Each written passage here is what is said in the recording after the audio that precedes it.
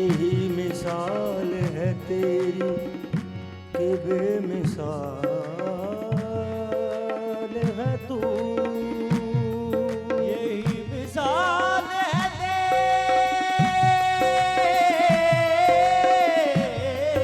तेरी के बेमिसाल है तू। तेरा कमाल ही दुनिया के हर कमाल में है, ये शान तेरी के हर शान में कमाल है तू। तू रहमान भी है, निगहबान भी है, तू दोनों जहानों का सुल्तान भी है। तू रहमान भी है, निगहबान भी है, तू दोनों जहानों का सुल्तान भी है।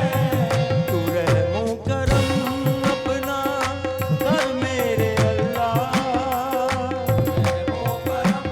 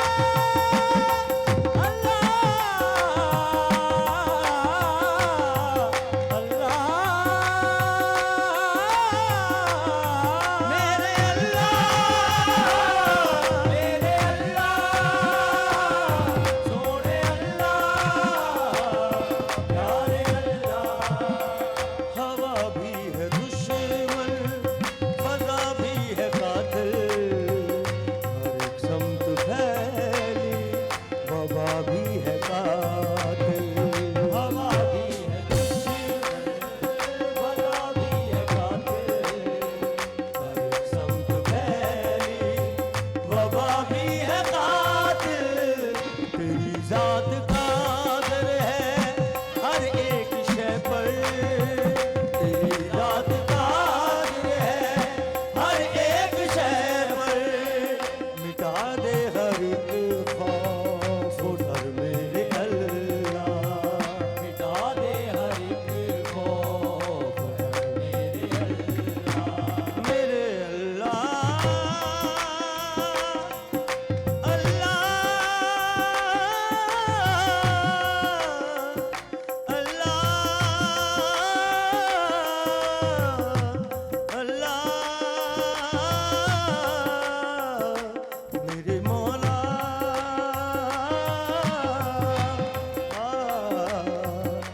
मेरे मौला।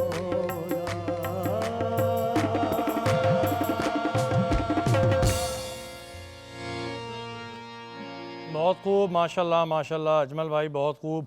आप आते हैं हर दफ़ा हमारी नशिस्त को खूबसूरत बनाते हैं जी, बड़ा शुक्रिया आपका।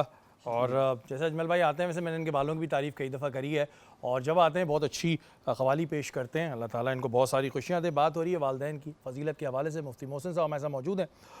मोहसिन भाई, वालदैन की अगर हम फ़जीलत की बात करते हैं तो हम अपने काफ़ी प्रोग्राम्स में डिस्कस कर चुके हैं। वहीं एक चीज़ ये भी हमारे यहाँ देखने में आती है कि अगर वालदैन में से किसी एक का इंतकाल होता है तो उसके बाद उनको बड़ा याद किया जाता है, बड़ा कहते हैं कि जी अब हमें बड़े वालिद की या वालदा की कमी महसूस हो रही है। लेकिन जो दूसरे अभी ज़िंदा हैं उनकी कदर नहीं हो रही होती, उनके साथ वो शफ़क़त नहीं हो रही होती। ऐसी सूरत हाल में फिर क्या फ़ायदा? औज़ुबिल्लाहि मिनश्शैतानिर्रजीम बिस्मिल्लाहिर्रहमानिर्रहीम। क़ाल अल्लाहु तआला फ़िल क़ुरानिल मजीद व बिल वालिदैनि एहसानन आमनतु बिल्लाहि सदक़ल्लाहुल अज़ीम। तमाम तारीफ़ें अल्लाह रब्बुल इज़्ज़त के लिए जो खालिक़ कायनात, और लाखों दुरूद सलाम मेरे आका हज़रत मोहम्मद सल्लल्लाहु अलैहि वसल्लम के लिए जो कि अल्लाह के महबूब हैं। सबसे पहली बात जो आपने बात की कि अगर वालिदैन में से किसी एक का दुनिया से चले जाना, ये याद रखिए, आप भी जानते हैं और मैं भी जानता हूँ कि रसूलुल्लाह ने फरमाया यही है कि दोनों की खिदमत करो, और दोनों में से एक भी मिल जाए तो जन्नत हासिल करो उनकी खिदमत करके। लेकिन अगर वालिदैन ना हो तो फिर हम किन के साथ सिला रहमी करें कि वैसा ही सवाब हमें मिल जाए। बिल्कुल। तो रसूलुल्लाह सल्लल्लाहु अलैहि वसल्लम की हदीस है, मेरे आका ने फरमाया कि अगर तुम्हारे वालिद का इंतकाल हो जाए तो तुम अपने ताया और चचा के साथ वैसे ही सिला रहमी करो और वैसे ही ताल्लुक़ रखो और वैसे ही फरमाबरदारी करो जैसे अपने बाप की करते थे। तो जो तुम उनकी अताअत फरमाबरदारी करोगे तो तुम्हें अल्लाह ताला वो सवाब देगा जो बाप की फरमाबरदारी का सवाब होता है। इस तरह अगर तुम्हारी माँ का इंतकाल हो जाए तो हुज़ूर फरमाते हैं तो फिर अपनी खाला के साथ अच्छा सलूक करो, उससे सलूक करो, क्योंकि खाला तुम्हारी माँ की तरह है। अगर वो जो सवाब जो तुमने माँ की खिदमत करके ना पाए, खाला की खिदमत करोगे तो अल्लाह वैसे ही सवाब तुम्हें देगा जो तुम अपनी माँ की क्या करते थे।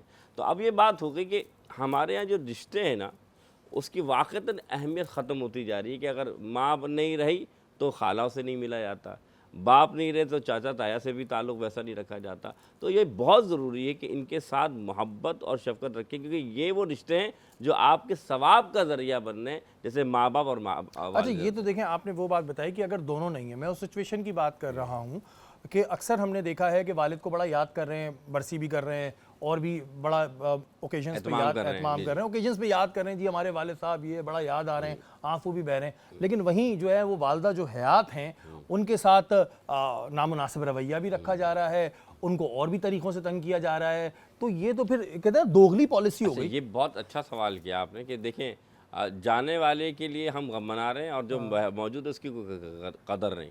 तो ये तो बात बिल्कुल वाज़ेह है कि अल्लाह ताला ने जिस आपने आयत पढ़ी उसी में अल्लाह ने फरमाया है कि तुम में से इनमें से एक भी मिल जाए तो उनके साथ ऐसे सिला रहमी करना जैसे बचपन उन्होंने तुम्हारे साथ किया। तो बात इस आयत से जो जिसको आपने तिलावत किया था शुरू में कि अल्लाह ने फरमाया सिला रहमी करना जैसे तुम्हारे साथ उन्होंने बचपन में किया। क्यों? याद रखिए कि बचपन में जब बच्चा रोता है तो उसके भूख की तलब माँ ही जानती है कि अभी से भूख लगी है या प्यास लगी है। तो इसी तरीके से औलाद जो कि माँ के इतने करीब और उनसियत के साथ या बाप के इतने करीब हो जाती है, उसे भी मालूम होना चाहिए कि जो मौजूद है उसके साथ वैसे ही सिला रहमी। सिला रहमी से क्या मुराद है?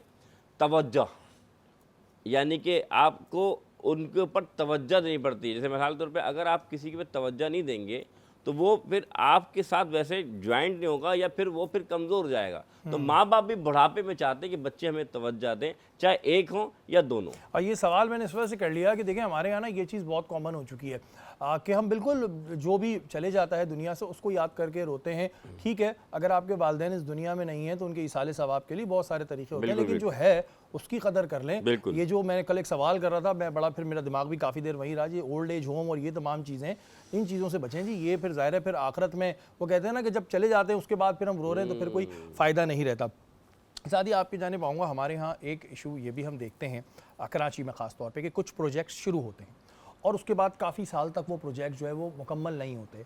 आपके समझती हैं इसकी वजह क्या है? आया फ़ंड की कमी होती है या जिसको कॉन्ट्रैक्ट दिया है वो डिले कर रहा होता है? क्योंकि काफ़ी ऐसे एक दो, काफ़ी तो नहीं बोलूँगा फिर आप बोलेंगी गलत तनकीद कर रहा हूँ, कुछ प्रोजेक्ट्स ऐसे हैं जैसे नीपा वाला है, ये भर कोई पूछ रहा होता है कब बनेगा कब बनेगा, हमें तो नहीं पता कब बनेगा। वजह क्या है, रुक क्यों जाते हैं?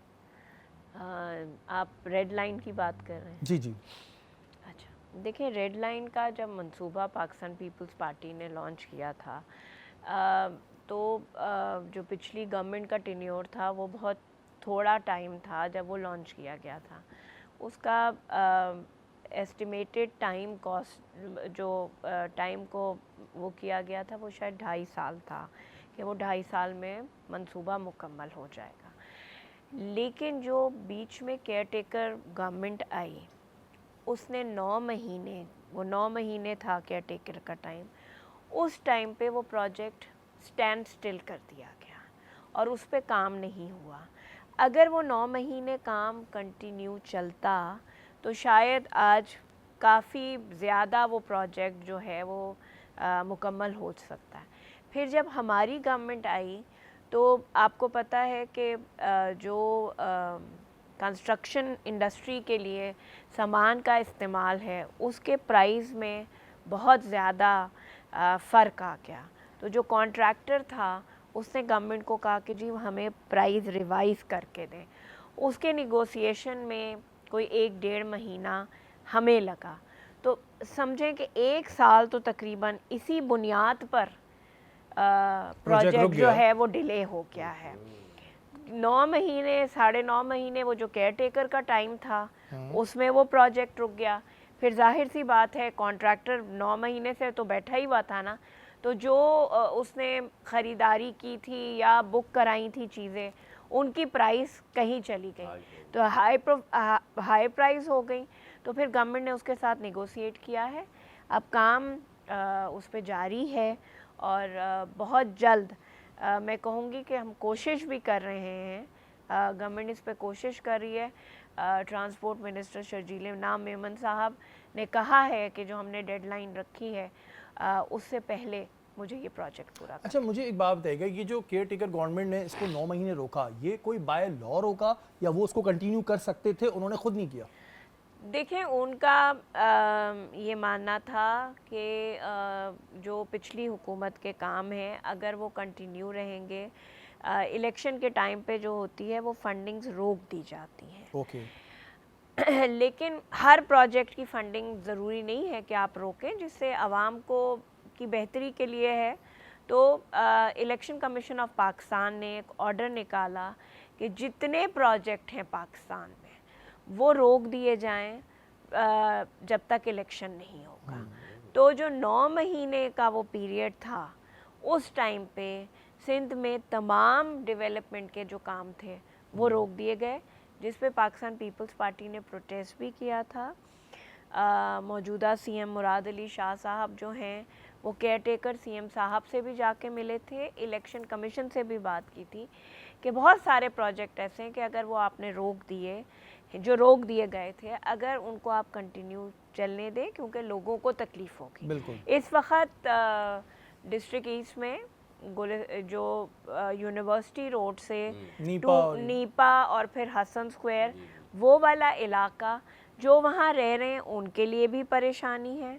मुझे और आपको अगर वहाँ से गुजरना है तो उसके लिए भी परेशानी है। लेकिन कोशिश हम कर रहे हैं कि जो डेडलाइन दी गई है उसको मीट कर सकें। चलें जी, हम ये उम्मीद रखते हैं कि बहुत जल्द प्रोजेक्ट बनेगा। अब एक चीज़ हमारे सामने आज क्लियर हुई कि 1 साल वो मंसूबा किन वजूहात की बिना पे रुका हुआ था, क्योंकि इलेक्शन कमीशन ने ज़ाहिर है वो रोक दिया था, तो 9 मंथ्स तो वैसे ही रुक गया। और फिर डेफिनेटली जब कोई भी एक डेढ़ साल का गया, कुछ महीनों का गैप आता है तो प्राइस ऊपर नीचे होती है, तो वहाँ पर कॉन्ट्रैक्टर ने भी किया, लेकिन अब काम जैसे कि इन्होंने बताया है सादिया ने कि शुरू भी हो गया है, और हम बहुत जल्द उम्मीद करते हैं कि ये प्रोजेक्ट बन जाए, क्योंकि डेफिनेटली उधर से गुजरने वालों को भी और सबको प्रॉब्लम होती है। लेकिन ये चीज़ आज कन्फर्म हो गई कि वो 1 साल के लिए रुका था, और किन बेसिस पे रुका था वो भी हमने सादिया से पूछ लिया था। यहाँ वक्त एक ब्रेक का, ब्रेक के बाद हाजिर होता है।